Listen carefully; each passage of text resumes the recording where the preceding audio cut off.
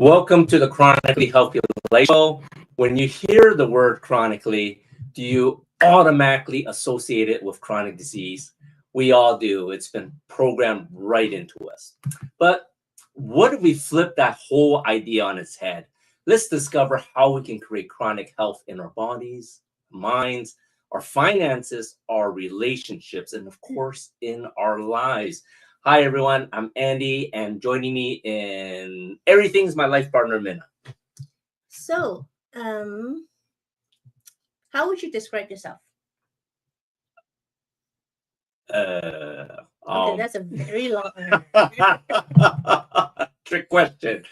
I don't know. But that's even worse. Confident, black sheep.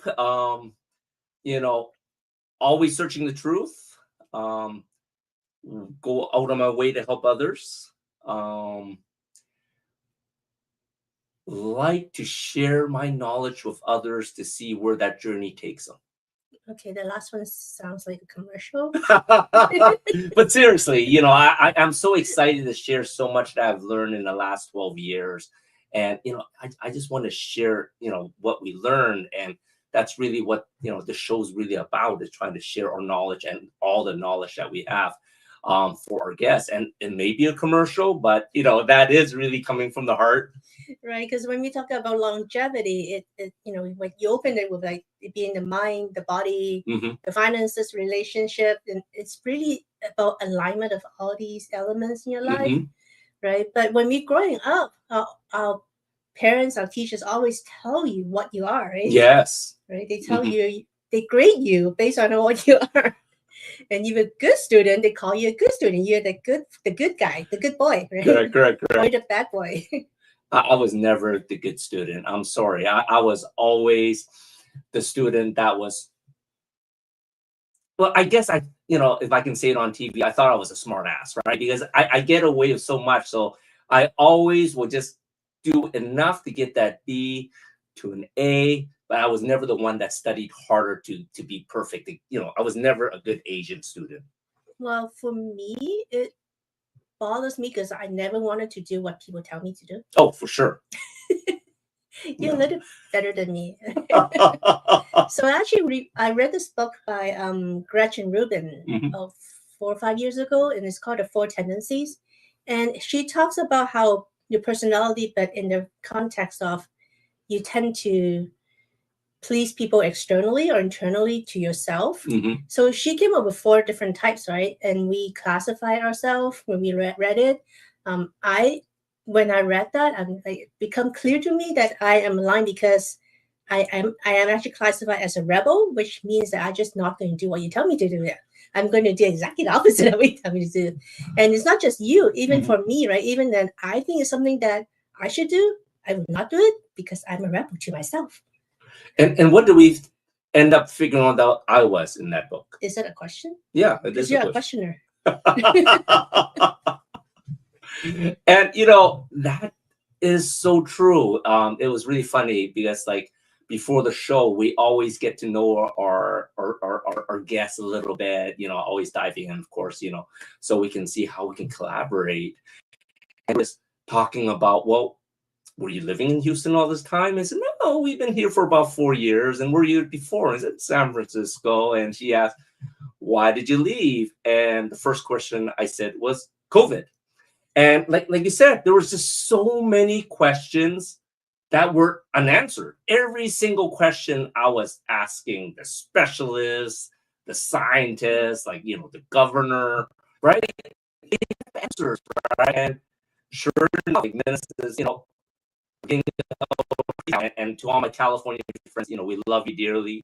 Not seeing you crazy, but during that time, we thought we were in crazy town because everything that we were questioning, there was no answers, right? So yeah, I guess I am the questioner because between a questioner and a rebel. Because for you question everything, right? Why do I have to wear a mask and I'm just smelling my own, my own breath? Exactly. Why 6 feet? Why not 5.5 feet? Yes, right? Exactly. Some of these things are so questionable, and you as a questioner, you just can't live with all these questions, right? For me, it's like you tell me I have to be 6 feet from you. No, I'm just going to be 3 feet from you. Yeah. What are you going to do about it? For me, as a rebel, whatever you tell me to do, I'm just not going to do it. I'm not taking the damn face mask on. Exactly. We hate the labels sometimes people put on us, right? Like the labels they put as That you're going to kill your grandma. Exactly. I cannot say how many friends I unfriended on Facebook, and that even extended to family. And it's funny because like certain times is when people think you're wrong, they will pick on you like crazy, right? This is just experience, not even talking about COVID. But when they are wrong, they never admit. They just sort of brush it under the rug. They never talk about it. And that's how we passed these last 4 years. Like, we enjoyed these last 4 years. We had a lot of freedom. We went out. We did everything that we believed in. And the stuff that we're questioning here, well, I had answers. And I was like, wow, this is great.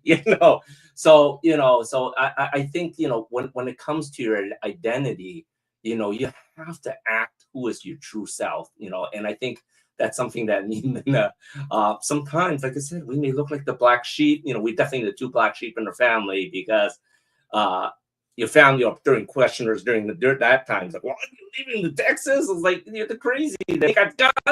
Well, that's another person why we're here, but that's topic for a day.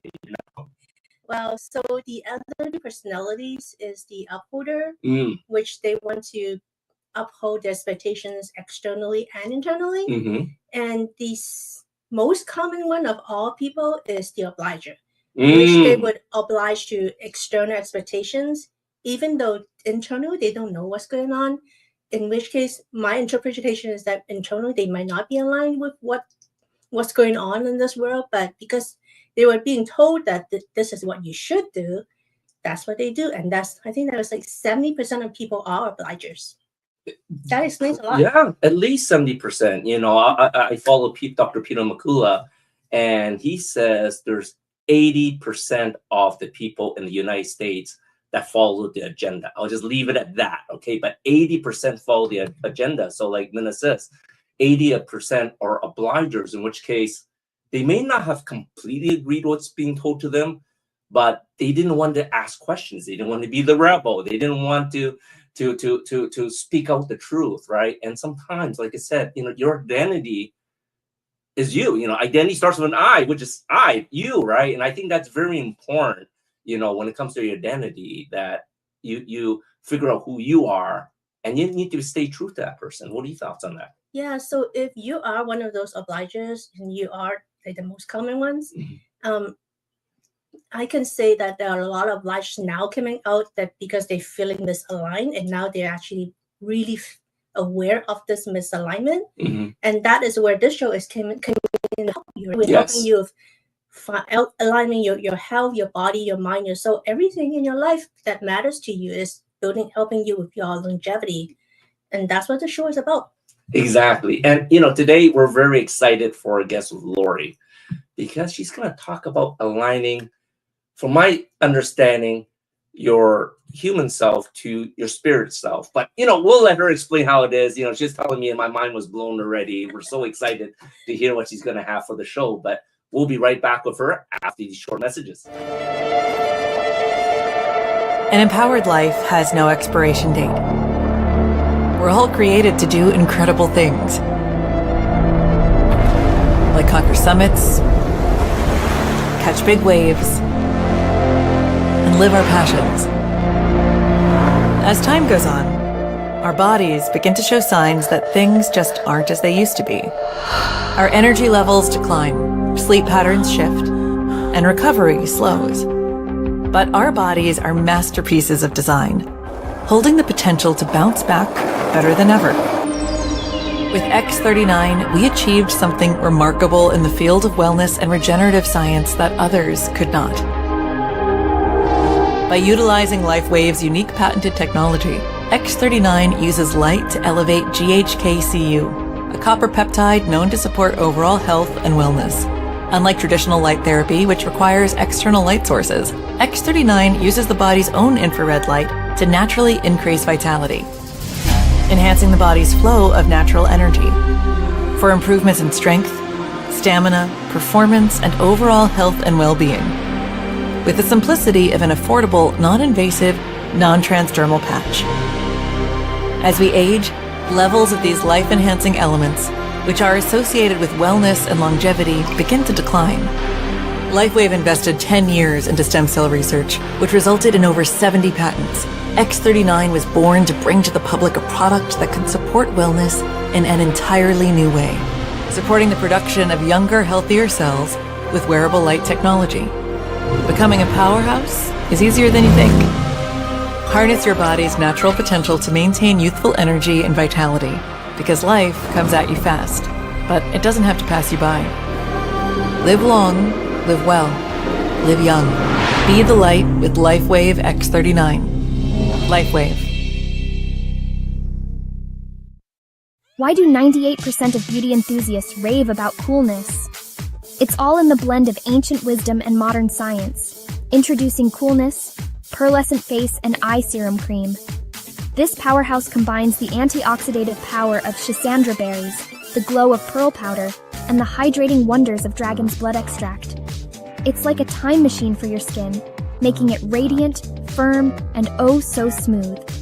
Inspired by ancient Chinese traditions and backed by modern nutritional science, this serum cream is perfect for dry, mature, and aging skin.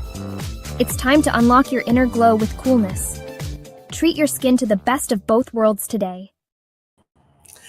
Hello, everybody, and welcome back to the Chronically Healthy Life Show. Today, I am just so thrilled to introduce you to Lori Dodson. Lori has been working her whole life to get to this place, whether she realized it or not. She's experienced the full spectrum of life, from having it all to losing everything, from leading her industry to starting over, from feeling invincible to feeling nothing at all. Through it all, she has walked the corridors of life and uncovered deeper meaning, value, and truth. Originally from Idaho, Lori is a proud mom of two and a doting grandmother. Today, she helps high-achieving women uncover their divine purpose and step fully into their power. When she's not empowering others, you'll find her enjoying movies, game nights, or relaxing by a pool, always with a spirit of curiosity, hope, and wisdom that she's ready to share. Hello, Lori. Welcome to the show. Oh, you're muted. There we go. That's better. Okay. Thank you so much for having me. I appreciate it. Oh, well, we're delighted. We're delighted to have you. And our topic today is tuning into what your soul actually wants. I love that topic because how many of us ever think, what does my soul want? Absolutely. Are we good? Yeah, okay. We're good. So yeah, and it's one of those things that we don't realize how programmed we are. Just like Andy and Minna were talking about, that like people project who they want us to be and what's acceptable and what's not acceptable. And so we create all these patterns that then we think we want something, not because our soul really wants it, but because that would get us approval or would get us loved or would allow us to belong in a group, when all the while our soul is going, wait, that's not what I want. And so being able to navigate that is what I love to do, is helping people understand who they really are, what those patterns are, and how to navigate through them. Oh, so important. I mean, how many times how many times a day are we thinking, what do my kids need? What do they want? What does my husband or my wife or significant other need or want, or my family or my parents or my coworkers? Absolutely. Absolutely. That people pleasing, like they were talking about at the beginning of the show, right? Mm-hmm. How do we just appease other people instead of really tapping into what brings me so much joy that I overflow onto the people around me. And then the things that serve them just naturally are a byproduct from us. And I'm going to say the word, being selfish, right? That word is so demonized, when in reality, and this is such a like cliche, but it's a cliche because it's true. Like, we cannot give from an empty cup. But when we don't know what our soul truly desires and how to fuel our soul, we actually are giving from an empty vessel, and it doesn't really serve anyone in the end. No, it can't. Right. Right. It's really true. Well, so when we just thinking about this right now, starting to shift out of like, what do all these people around me need right now, to what do I need right now? I mean, that's almost frightening, because we're so programmed not to think that way. Right. Right. It really is that, that if I'm thinking about myself, I'm selfish. Or if I'm thinking about myself, people aren't going to like me. Like, how do I put on the mask that then people give me that check of approval?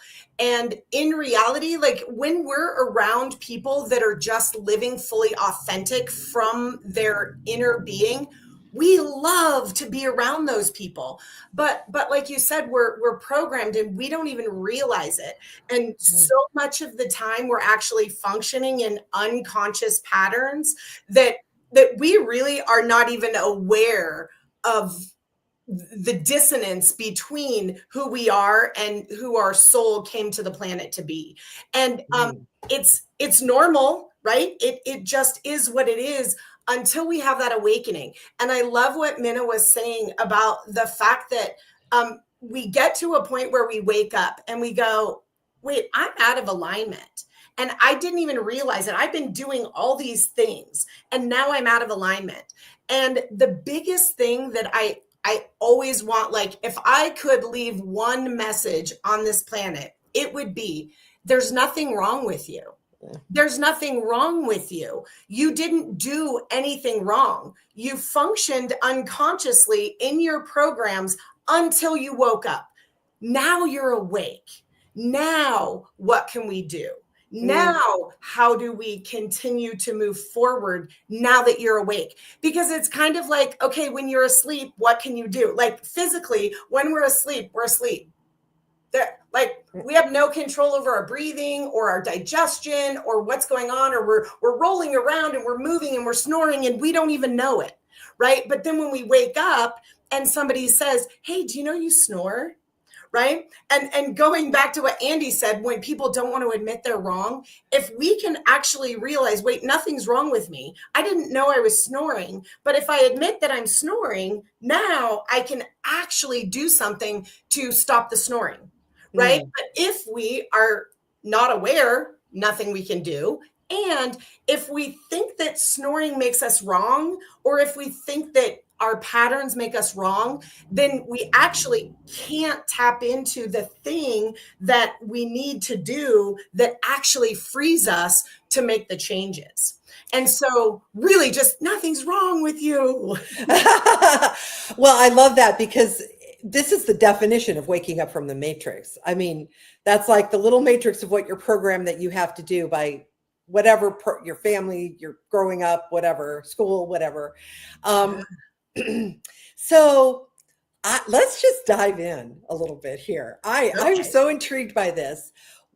So we're feeling misaligned. We're feeling dissatisfaction.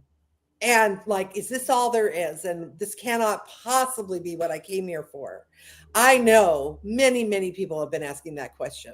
Like, this cannot be what I came here for, to spend all day at work and then spend the night cooking for my family and cleaning up the kitchen and then crashing in bed exhausted and, you know, having my days off watching television because I'm too tired to do anything else. Can't possibly be what we're here for. So how do we start the shift into the moving toward what do I really, and I don't mean like, I want to spend more time at the library, which might be part of it. You know, like I love to read. I want to spend more time at the library. Okay. But that still seems really shallow. It can't be that, it also can't be that you just came here to spend your life in a library. You know, it's like, it's gotta be more than that. Yeah. Here is the easiest way to begin to shift. It's two little words. What if? What if?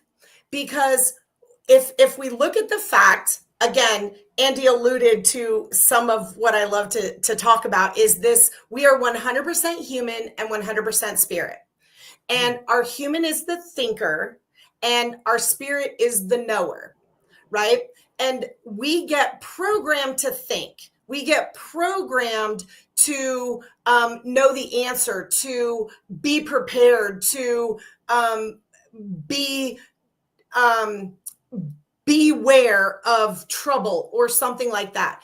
And what that does is it actually, as soon as we create a conclusion, it actually shuts down our curiosity and our knower, because an answer is a period, right?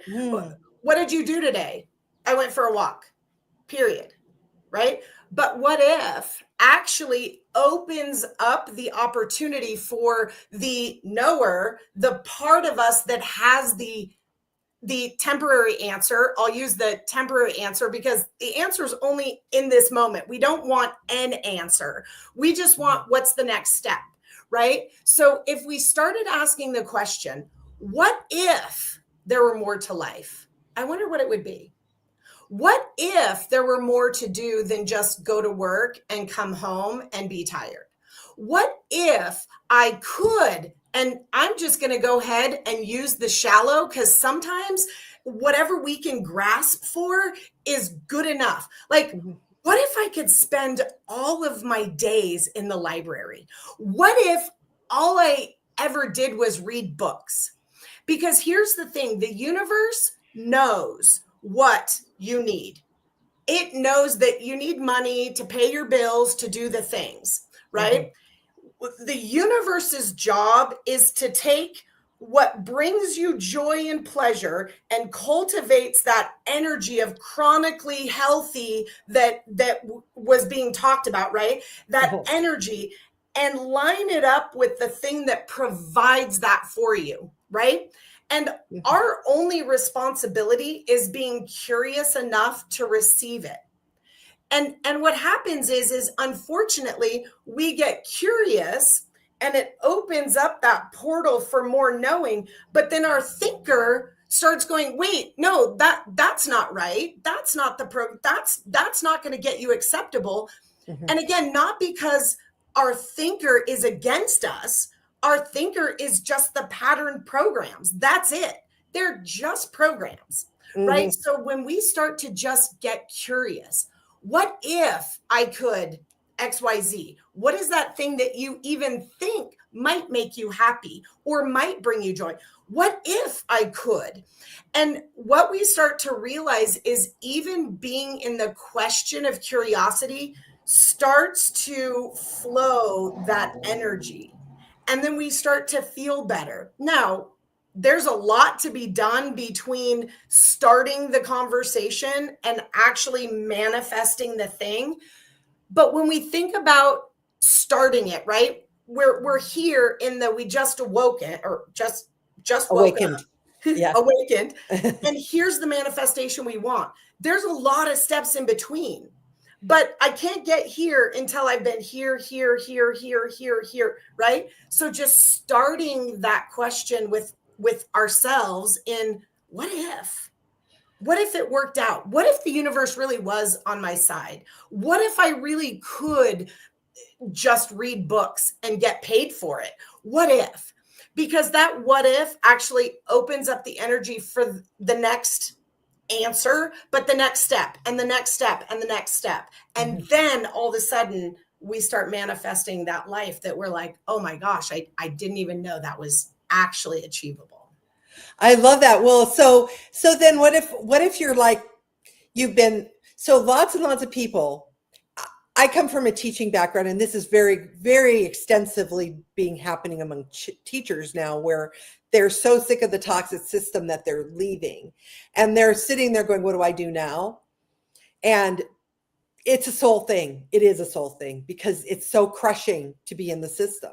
Yeah. And so what if you're kind of already past the initial what if, like, what if I just quit this job, and you've done it, and then then is it like start questioning, like, yeah, I really think that sometimes we're asking, and this is where the difference between the thinker and the knower, and sometimes we ask the question from our thinker.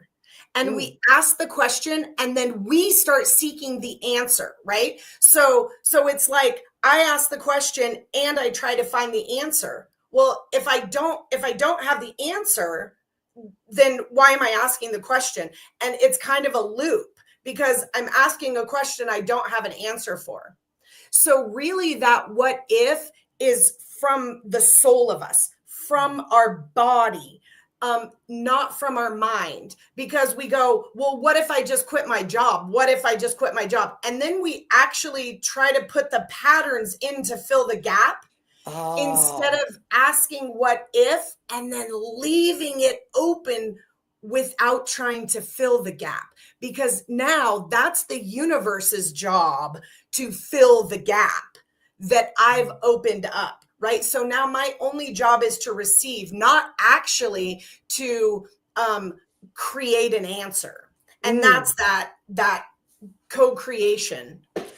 So I would say if you're asking the question, what if, and you're not feeling freer, you're asking from your head, not from your knower, not from your body. So going back a little to what you said about next step. So say in the same example, say a teacher has been like, gotten a download. Oh, I'm going to ask the question and leave you hanging with it. Oh, gotten the download like, oh, I know, I want to create something. I want to create something that I can do like a business or something. And it feels really good. Is that a manifestation of a next step? And then you do it again. Like, what if this thing could be something? Kind of. Yeah. Do you want me to start the answer, or do you want me to just pause? Let's pause. Okay. And leave everyone hanging. Let's leave everyone hanging. All right. Perfect. You have to come back because it's a juicy answer. I am evil. Okay, come on back after this, you guys. A life empowered is closer than you think. We're all looking for a better way. Reimagine what's next with a new sense of exuberance.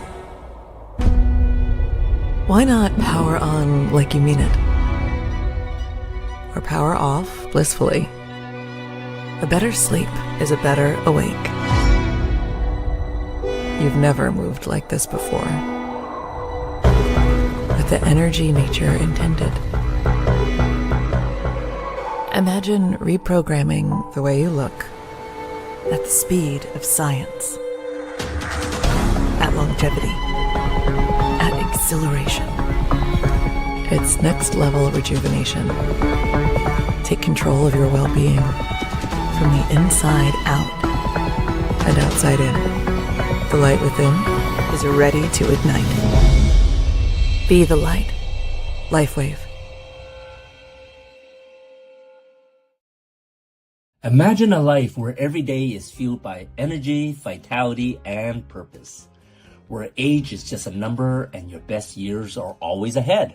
Hi, I'm Andy Nam, certified functional nutrition longevity coach, best-selling author, and international speaker. After reversing my own chronic health struggles, I'm now on a mission to help you live longer, stronger, and of course to look younger.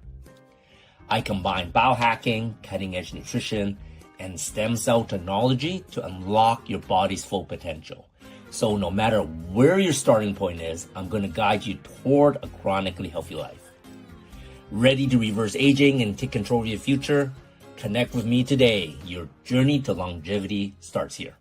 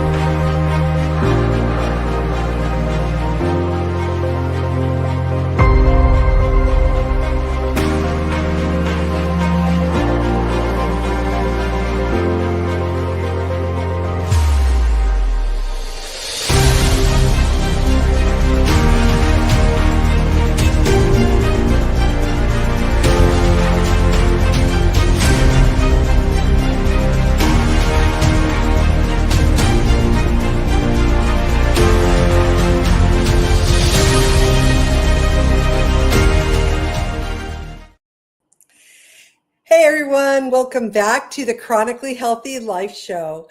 We are here with our guest, Lori Dotson, a consciousness coach.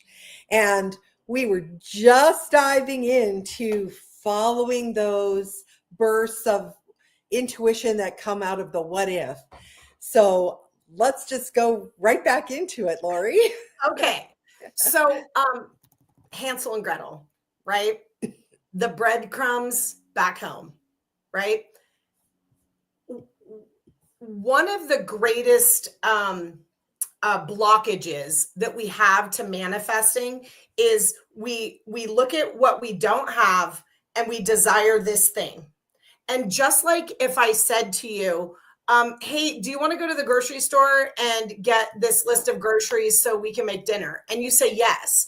Well, you don't magically have all the groceries in front of you, right? You actually have to stand up. There's a million muscles that are doing all the things to have you stand up. You have to take the steps. You have to pick up your keys. You have to go to your car. You have to open the car door. You have to sit in there is a million steps in between to get to the grocery store, to walk through the aisles. Like, we are magnificent beings that are doing so many things behind the scenes. If we remember, some of those things behind the scene are programmed, and some of the things behind the scenes are not programmed. If, however, we believed we could have the thing, just like we believe that we can go to the grocery store and get that shopping list and come home, we would simply just do the thing to follow the steps, right? But so often this is where those patterns come in, right? Because I go, what if I could have my own business? Oh, but it's going to be hard. And my grandpa George started a business and he failed. And my parents told him what a foolish person he was. I don't want to be a foolish person, right? And all of those things are going on in our subconscious mind. And so if we actually realize that our spirit part works at the speed of light, but our human part has to do all the steps in between, right? And so back to your question, I ask, what if I could actually have my own business? And it feels really good. And then the mind chatter starts. So can I share just a little tool to stop the mind chatter? Absolutely. Okay. So let's look at what could I do to have a business? And instantly, all of the old patterns start to come up. If you simply just close your eyes and take and bow your head, what that does is it cuts off the thinking brain, and you cross your arms and you start tapping your shoulders. And you just simply be present to each tapping of the shoulder and say, what if I could have my own business? What would it be like? I'm so ready to have my own business. I'm so excited that my new business is coming. Just like I know I can go to the grocery store, I'm going to have that business. And I'm aware that there's lots of steps in between and I can do it. And what happens when we're tapping from left side to right side, it actually allows the energy to go back and forth from our left brain to our right brain. Mm-hmm. And then it also brings us into our body, into the present moment, which then starts to starve away those old thoughts. And just like if we had a huge rock and we wanted to push the rock, right? Momentum. And when we first get started, it's going to be very lethargic, or it's laborious, right? It's going to be very labor intensive, and it's going to be really hard to push. And I'm going to have to pay really close attention, and I might have to rest and push again and rest and push again. And it seems very hard. But as soon as I get the process moving, it gets easier and easier and easier, because now the weight of the momentum starts to go.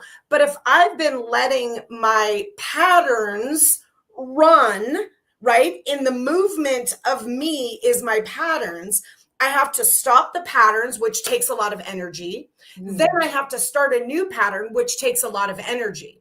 And what happens is that thing doesn't manifest overnight and we go, oh, it doesn't work. This isn't working, right?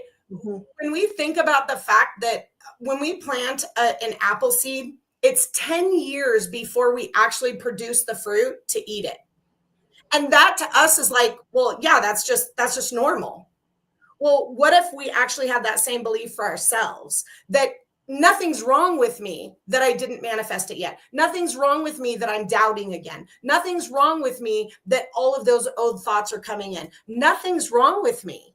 I'm making a choice right now in my awareness to actually be present, bring my spirit back into my body, bring all of where all of those thoughts go to all the places, the future, the fear, the past, somebody else's beliefs, all the things. And we bring ourselves back into our body where our knower is. And now peace is there. And now guess what? The next breadcrumb pops up into our head and we're like, oh, where'd that come from? Well, your knower. And as soon as you get all of that out and bring yourself back in that open space into your knower, it will tell you what the next breadcrumb is and the next bread. But a lot of times we're thinking 10 breadcrumbs down the road instead of trusting I'll get the next breadcrumb when I start to shift those old patterns. And then, so what about physical, like say you want to lose weight or get more, start getting more exercise, or it works with things like that too. Like we think of them as setting goals, but it never works when you set a goal. Well, because really a goal is something we can check off and has 100% to do. So like the difference between setting an intention of losing weight and setting a goal of going to the gym 3 times a week. There's a distinct difference, because I can't check off the list, lose weight, because what if I start lifting weights and I gain muscle and I don't lose the same amount of weight? Now I can't check off my list, right? But if we're looking at goals being practical, tangible, what can I check off my to-do list?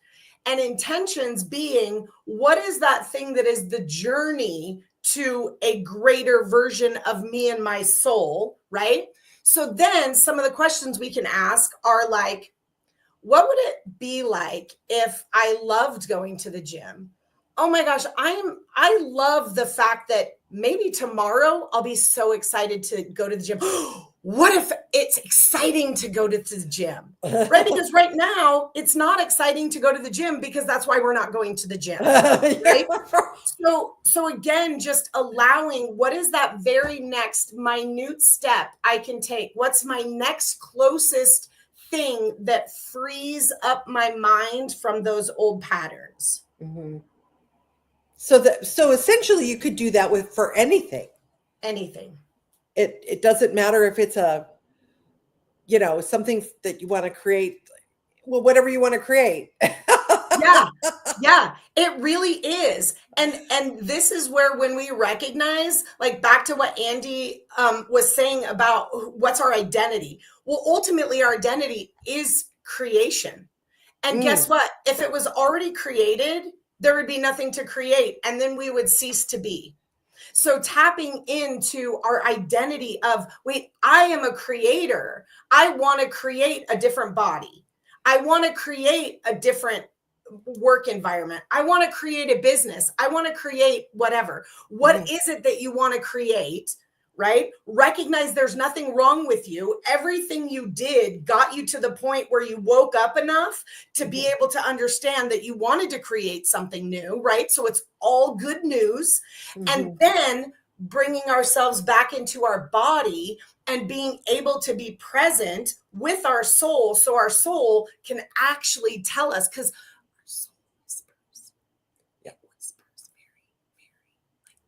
so we have to get rid of all of the noise, which is what this does. It brings us back into our body. It shuts off that monkey mind, and it allows us to hear. And then that next step, right? Because think about the fact that if you had a 4-year-old and you were like, oh, Christmas is 365 days away. Christmas is 364 days away. Christmas is 333 days away. Like, and you every day, that's going to create a lot of chaos in that little soul's mind, because they don't understand time. Well, guess what? We're just little beings trying to mature. So our soul would never say, you should be up there, you should do this instantaneously. Our soul adores us so much, all it's going to say is, hey, this is the only thing you need to focus on is the very next step. Just do the very next step, and then I'll tell you what the next step is. And then I'm going to tell you what the next step is, because I don't want to overwhelm you. I love you, and I'm here, and I want to support you. And I know that this is a journey, and you're growing, and each step of the way is a growth journey, right? This is so healing, because I can't tell you how many people say to me, oh, I thought I'd healed this, and now it's back again. And I'm like, well, your soul is showing you, loves you so much. It's showing you that you've still got a little unhealed space yet. So forgive yourself and remember how far you've come. So that's, yeah. And I love, so I'm going to use my little, oh, you can't, you can see it. Okay. So often when we heal something, right? And then we see evidence of it again, we're like, oh my gosh, I didn't heal that. No, you did, but there's just more before it's all the way gone. So hold on, heal some more, right? But again, if you tried to chug this whole thing, it would choke you. It would not be good. Your consciousness can't handle ripping out everything that was your reality. And as much as our patterns and wounds suck and we don't love them, they're still our reality, and they're still what we think is us. And so your soul loves you so much, it would never rip that out from underneath you and expect you to jump. I always liken this to like, all those movies, like Freaky Friday 2 is out right now, right? Freaky Friday and 30 again and 17 again and all of those, where they wake up and they're in a completely different reality. And what's the first thing they do? They freak out, right? Yet we want these patterns and these wounds that we have actually embodied as us to get ripped out from underneath us. But then we wake up in a different reality, and that's not kindness. It's not kind.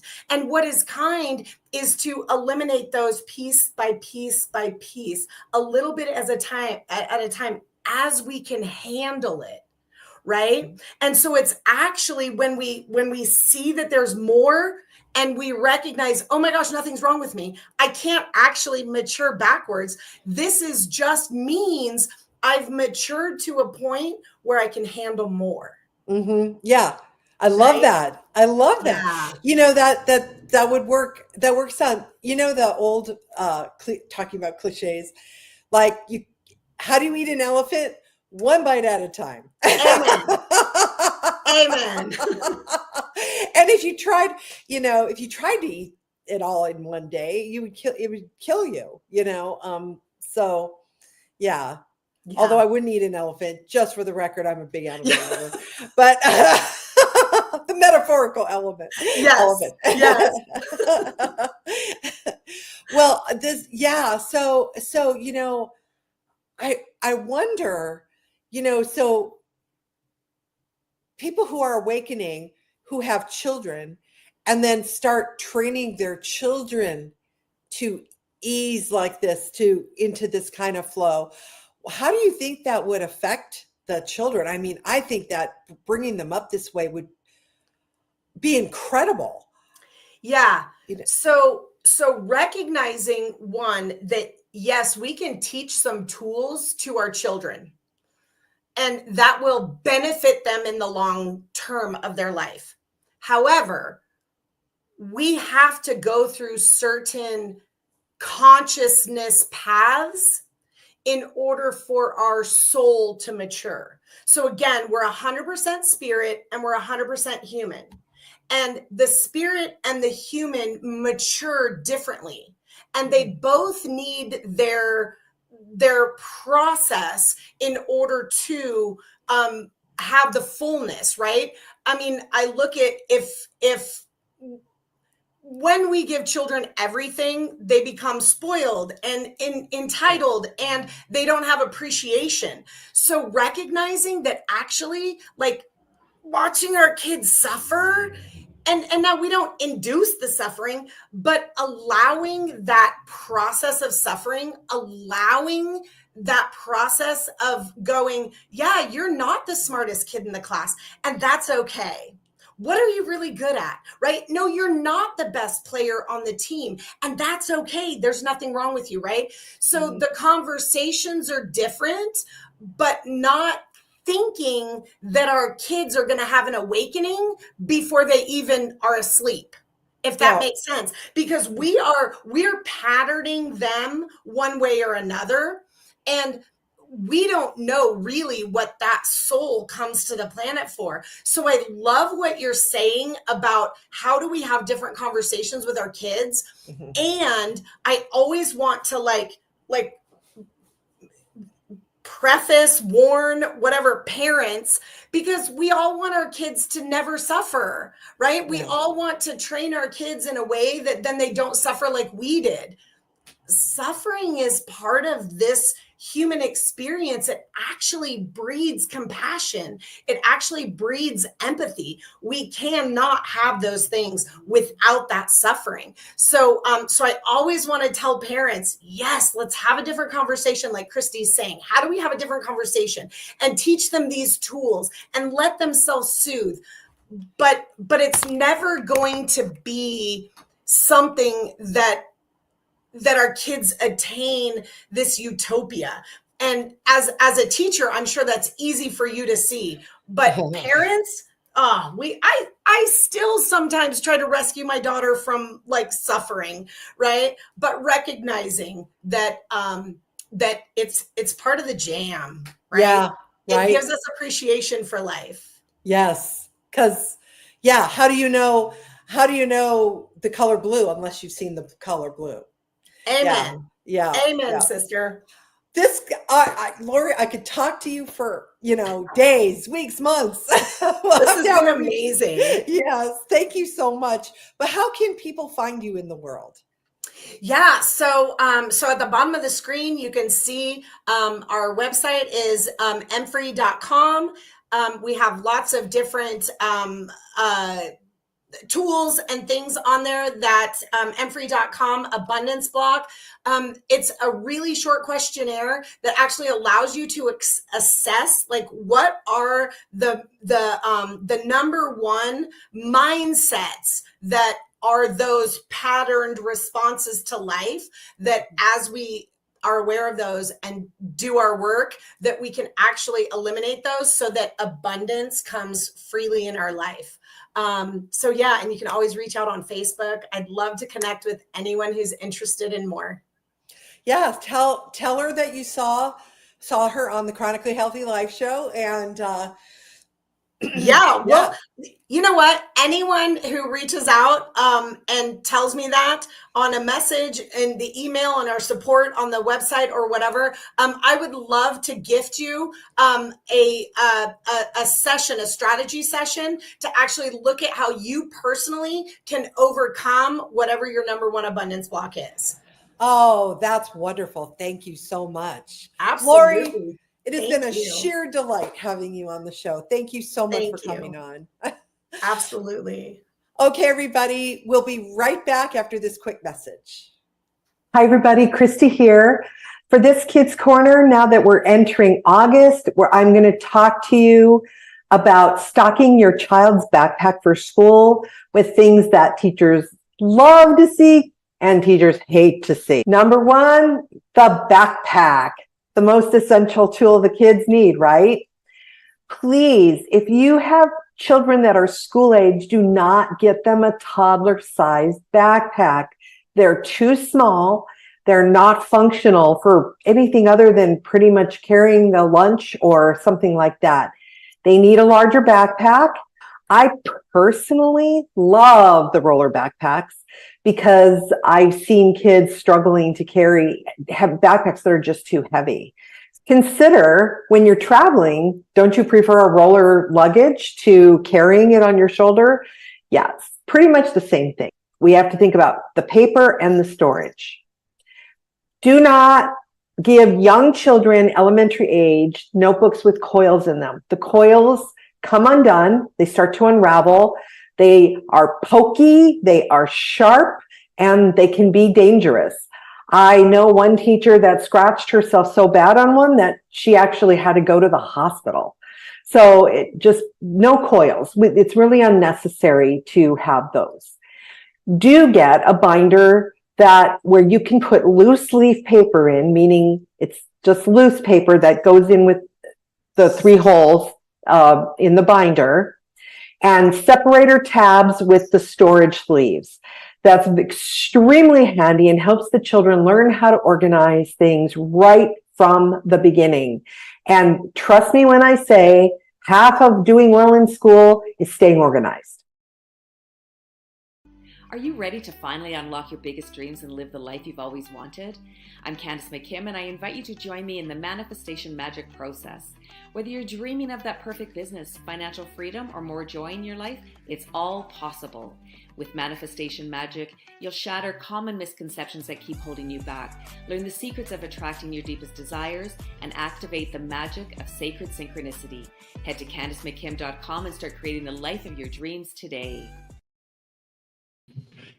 Welcome back to Chronically Healthy Life. That was such an amazing segment with Lori, and oh man, I just love her whole what if scenario. I love it. It opens up so many opportunities, possibilities that you didn't know existed. So I love it.